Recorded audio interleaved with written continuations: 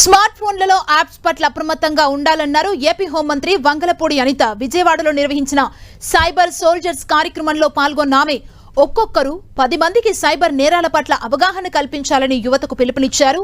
Technology పెరుగుతున్న నేపథ్యంలో అంతే స్థాయిలో సైబర్ నేరాలు పెరుగుతున్నాయని చెప్పారు.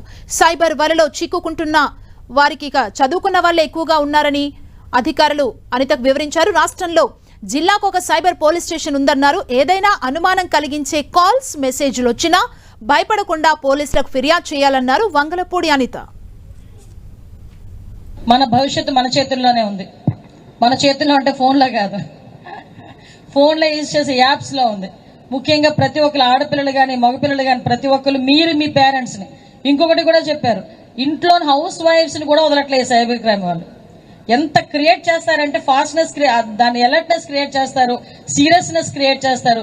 అమ్మో నిజంగానే నా డబ్బులు పోతున్నాయేమో, అమ్మో నేను నిజంగానే పోలీస్ కేసు పెడతానంటే నాకు అర్థం కాదు. ఎందుకు పెడతారని అడగట్లే, ఎందుకు పెడతారని అడిగితే వాళ్ళు ఏ కేసు పెడతారని చూసుకుంటే సరే, లేకపోతే మీ మీద ముంబై పోలీసులు మేము కేసు పెడుతున్నాం అది ఇది అనేసరికి ఆటోమేటిక్గా భయపడిపోయి మన ఓటీపీలు మన ఆధార్ నెంబర్లు ప్రతి ఒక్కటి ఇచ్చేసే పరిస్థితి ఉంది. దయచేసి మీరందరూ కూడా ఇక్కడున్న సైబర్ సోల్జర్స్ అందరూ కూడా మినిమం ఒక 10 మందిని అవేర్నెస్ క్రియేట్ చేద్దామా? చేయగలరా? ఒకసారి చేయగలం 10 మందిని అనుకున్న వాళ్ళు ఒకసారి హ్యాండ్ రైజ్ చేయండి. అంతే. స్మార్ట్ ఫోన్ యూజ్ చేసే వాళ్ళందరూ ఒక 10 మందిని, ఎందుకంటే మిమ్మల్ని కొంచెం అవేర్నెస్ క్రియేట్ చేయడానికి ఇక్కడ డిపార్ట్మెంట్ వాళ్ళు ఉన్నారు. ఒక్కొక్క పర్సన్ ఒక 10 మందిని టార్గెట్ పెట్టుకోండి. ఎంతమందికి అవేర్నెస్ క్రియేట్ చేయొచ్చో మనకే అర్థమవుతుంది.